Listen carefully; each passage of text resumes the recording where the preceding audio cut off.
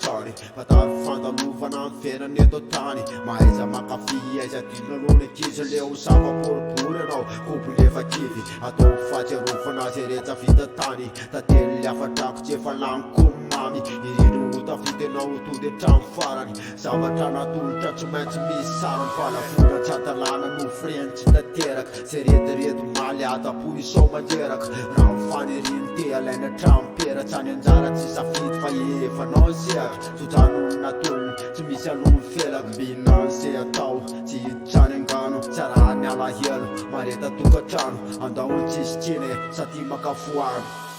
raha manan'olo kafianao andao fa tsisy bidy hevitry fatapakanya fa tsy hoe rediredy efa olo-beony anao tsy miala sakana tsy fikorano mihitsy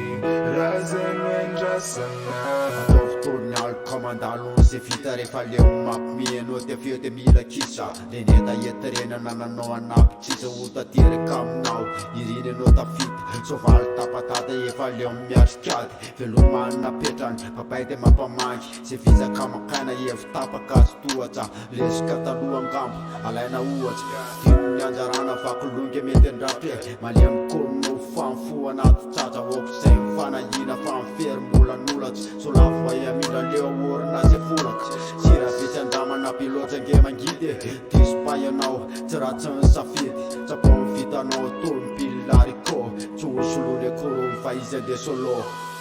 raha manan'olo kafianao andao fa tsisy bidy hevitry fatapakanya fa tsy hoe rediredy efa olo-beony anao tsy miala sakana tsy fikorano mihitsy raha zay no endrasana raha manan'olo kafianao andao fa tsisy bidy hevitry fatapakanya fa tsy hoe rediredy efa olo-beony anao tsy miala sakana tsy fikorano mihitsy raha zay no endrasana